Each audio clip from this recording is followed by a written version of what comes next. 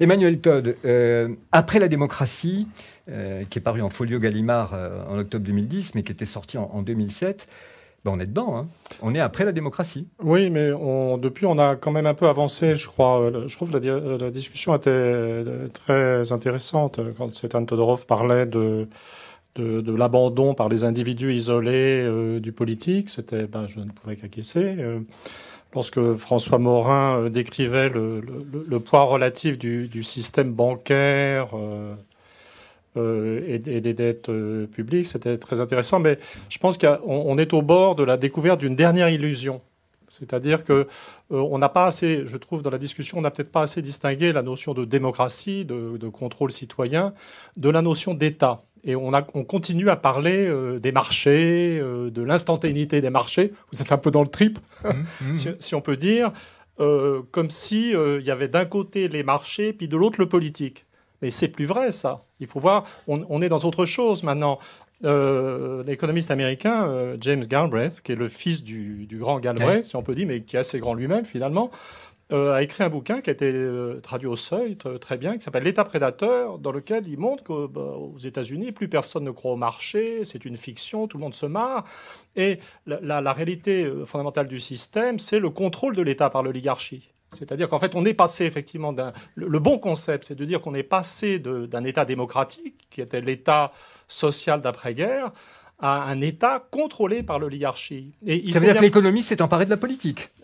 Non, les riches. C'est-à-dire qu'il faut arrêter de parler des banques. Il faut parler des riches. Il faut parler des gens. Je veux dire, la montée des inégalités dans le monde, le libre-échange, l'extraction de trop de profits à 15% dans le tiers-monde ou dans l'ex-tiers-monde, a produit ou fait se développer dans le monde occidental une sorte d'hyperclasse de 1% supérieur, je veux dire, gavé d'argent, ivre de pouvoir, en fait, et aspirant, mais qui contrôle, en fait, et c'est surtout ce qui est très intérieur, je veux dire, les riches ont leurs problèmes, hein, quand même. Je veux dire, il faudrait pas... je veux dire, quand vous voulez avoir une pensée pour eux, quand même. Toujours, j'en suis très fier. Je veux dire, quand vous avez beaucoup d'argent, vous n'êtes pas bien non plus. Vous ne savez plus quoi en faire. Et quand vous êtes dans un monde où les possibilités d'investissement se rétrécissent, il faut bien voir que vous ne voyez pas la dette publique comme une nuisance. Parce que nous, on nous présente toujours la dette publique comme l'effet de la mauvaise tenue morale des peuples, du laxisme, etc. Mais si vous ne savez pas quoi foutre de votre argent, ainsi que Marx l'avait vu d'ailleurs, je veux dire, la dette publique est un truc merveilleux qui permet de le placer de façon sûre, croyez-vous. Et donc, en vérité, il faut... je veux dire, cette irruption de la question de dette publique gonflée dans le discours, c'est la révélation du rôle qui est toujours joué par l'État dans la sécurisation et le service de l'argent des riches.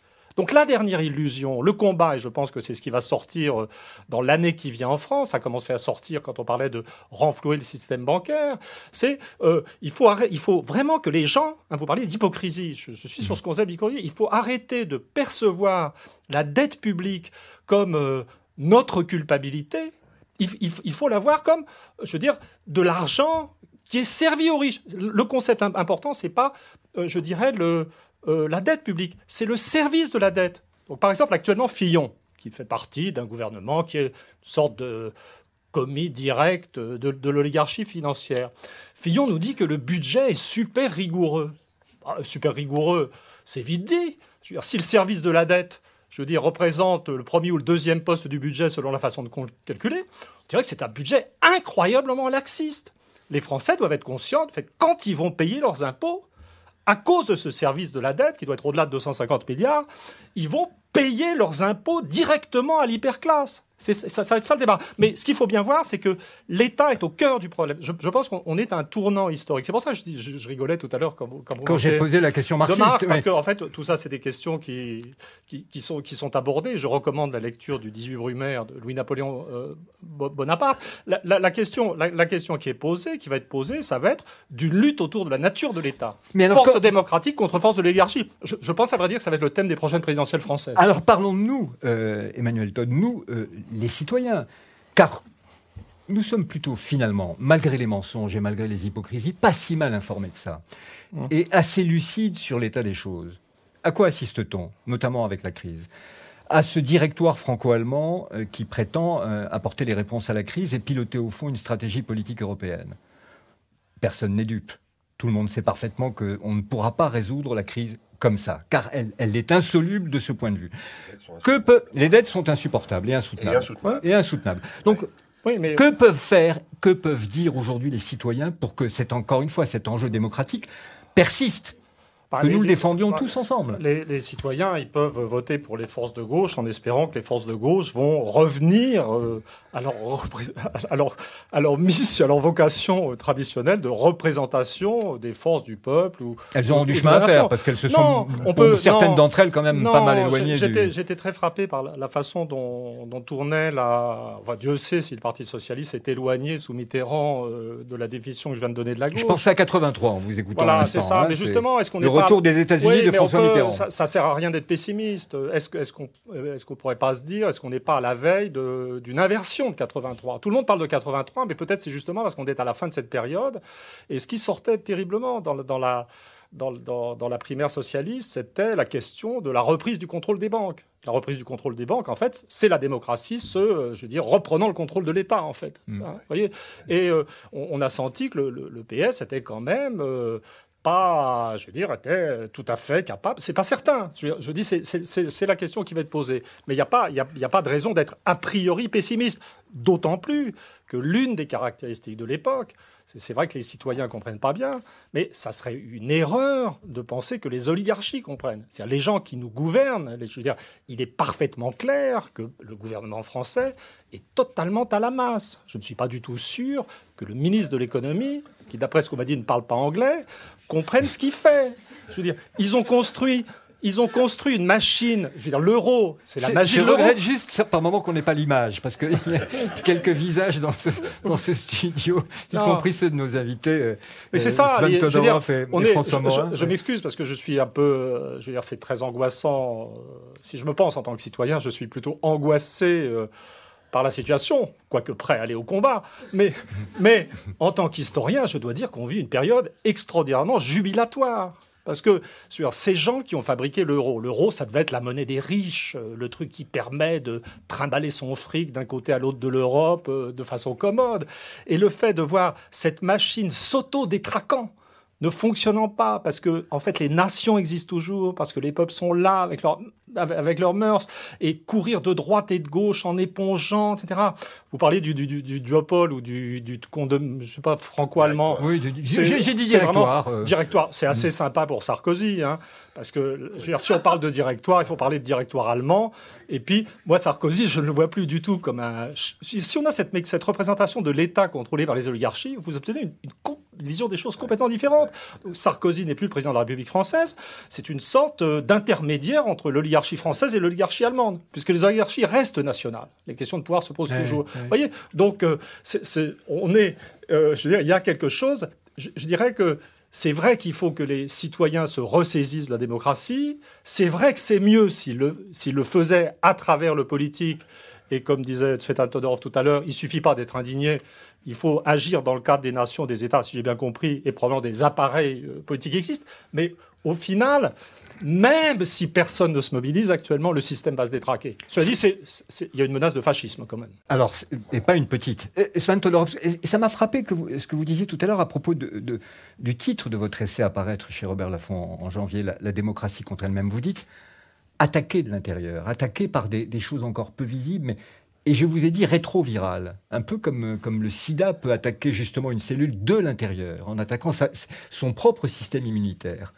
Ce que vient de décrire à l'instant Emmanuel Todd, c'est exactement ça. La façon dont l'oligarchie a phagocyté la sphère politique pour finir par l'habiter et y prendre le pouvoir, c'est une attaque rétrovirale à la démocratie. La démocratie, comme tous nos États modernes, repose sur un équilibre entre l'intérêt commun et la liberté des individus. Et si on supprime totalement la liberté des individus, on va, d'ailleurs dans une caricature, mais on atteint l'état totalitaire, où l'individu n'a rien à dire, et c'est l'État au sommet qui prétend défendre l'intérêt commun. Chez nous, aujourd'hui, c'est un peu l'inverse. C'est une tyrannie des individus à laquelle on assiste. Ce que décrit Emmanuel Todd, C'est tout à fait cela. Cette oligarchie, ce sont des individus, ce ne sont pas les États. Ce ne sont pas les représentants des intérêts communs, ce sont les représentants d'intérêts privés. Et nous sommes obligés de renverser cette tendance. Nous avons laissé faire ça. Mais absolument. Alors qu'est-ce qu'on fait là? C'est pas notre faute. En partie quand même un peu. Non, là on est encore dans le discours culpabilisateur. C'est une évolution historique qui a certains aspects regrettables, mais personne n'est coupable, parce que dans ce que décrivait Tsvetan Todorov, ces progrès de l'individualisme, ou cette montée d'un hyper-individualisme, je ne sais plus s'il a prononcé le mot de narcissisme, etc. La vie privée intéressante qui s'est développée dans les classes moyennes françaises de ces 20 dernières années... Nous en sommes tous heureux. Voilà, je veux dire, c'est pas la peine d'être réactionnaire, c'est simplement que l'une des conséquences imprévues de cette espèce de repliement des individus sur eux-mêmes, ça a été la dissolution des croyances collectives, des capacités d'action collective qui ont laissé le champ libre. Il y a eu une démobilisation politique quand même. Qui ont laissé le champ libre à ces gens. Mais je veux dire, si vous avez une évolution qui touche des dizaines de millions de personnes, la notion de culpabilité, c'est notre faute. François Morin, il ne reste pas beaucoup de temps peut-être pour répondre à la question complexe de votre essai au Seuil. Un monde sans Wall Street. On va y arriver ou pas? C'est possible? On est dans l'utopie ou y a-t-il une possibilité? C'est évidemment l'utopie, mais c'est, à mon avis, un des rares chemins possibles si le système doit s'effondrer de l'intérieur. Emmanuel Todd disait que un des enjeux, probablement, c'est la reprise en main du contrôle des banques, puisque ces banques sont, en effet, aux mains de l'oligarchie. Mais on va y arriver. Parce que si les systèmes bancaires s'effondrent, il y aura reprise en main par les États de ces banques et exit les actionnaires privés. Donc, à ce moment-là, on peut avoir deux scénarios. Un scénario noir, effectivement, avec des replis identitaires, des extrémismes nationalistes qui diront c'est toujours la faute des autres, la crise dans laquelle nous nous trouvons, avec des risques d'affrontement de toutes sortes. Et puis l'autre scénario, c'est de dire, ben oui, maintenant qu'il y a une reprise en main des systèmes bancaires, quelles sont les nouvelles règles du jeu quel est le nouvel ordre mondial que l'on veut créer? Et là, je pense que seul le débat démocratique peut permettre d'esquisser des solutions pour tracer un peu les lignes de ce nouvel ordre mondial. On va rouvrir les micros sûrement en maintes occasions avec vous et d'autres pour qu'il existe ce débat. Emmanuel Todd, un mot là-dessus? Oui, si on admet, ce qui est mon cas, que l'euro est condamné et qu'on va vers cette crise d'un type ou d'un autre, une chose à laquelle nous devons être prêts, c'est à la diversité des réactions nationales, en fait, à l'existence de traditions nationales. Si vous pensez, il y a une vision générale de la crise de 29, mais la crise de 29, elle a amené Roosevelt au pouvoir aux États-Unis, un gouvernement hyper mou en Angleterre, le Front populaire en France et le nazisme en Allemagne. Et je pense, dans la mesure où les tempéraments nationaux, où les démocraties sont assez différents dans leur fonctionnement, je crois qu'il faut être prêt à ça. C'est-à-dire, je pense que c'est important pour les Français de réfléchir à ce que la France est l'un des pays, de par ses traditions égalitaires, où on a de bonnes chances pour que la reprise du contrôle des banques corresponde ou soit le début d'un retour vers la gauche du système politique, social, culturel français. Ça n'est pas forcément vrai de tout le monde. Ça m'étonnerait que l'Allemagne qui serait prise dans une explosion de l'euro, se comporte de la même manière. Ça m'étonnerait que l'Italie se comporte de la même manière. Donc déjà, dans le processus de dissolution ou de refondation de la démocratie, l'une des choses qu'on doit avoir en tête, ça va être l'émergence d'une très grande diversité nationale à l'intérieur de l'Europe. Passionnant tout ça, complexe et passionnant. Alors je renvoie à la lecture de... alors j'ai hâte de lire le vôtre, Sven Todorov, sur la démocratie contre elle-même qui va paraître en janvier prochain chez Robert Laffont. Le livre de François Morin, Un monde sans Wall Street, est vraiment extrêmement intéressant parce que très précis, très clair. On vous suit pas à pas dans le démontage de ce mécanisme pervers, parce qu'encore une fois, ceux qui l'ont mis en place savaient exactement ce qu'ils faisaient. Et donc cette question de la responsabilité et de l'hypocrisie telle que nous l'avons posée au début de l'émission tout à l'heure est une vraie question. Et puis alors, Emmanuel Todd, son Après la démocratie est simplement jubilatoire, parce qu'il faut le lire en se disant que quand il l'a écrit en 2007, Sarkozy venait à peine, il n'était même pas encore... il n'était pas né. Il n'était pas né. Et en gros... En gros, en le lisant aujourd'hui, oui, il y a des moments où on sourit beaucoup. Et puis, alors, l'origine des systèmes familiaux, on n'a pas eu le temps d'en parler, mais c'est vrai que la structure même de la famille était une des questions qui peut interroger aussi le fonctionnement démocratique. Il y a aussi quelques plaisanteries dedans, même s'il fait 750 pages. Parfait. On se donnera là aussi, Emmanuel Todd, une occasion d'en parler un jour ou l'autre, de l'origine des systèmes familiaux. Merci à vous, messieurs. Dans un instant, le journal.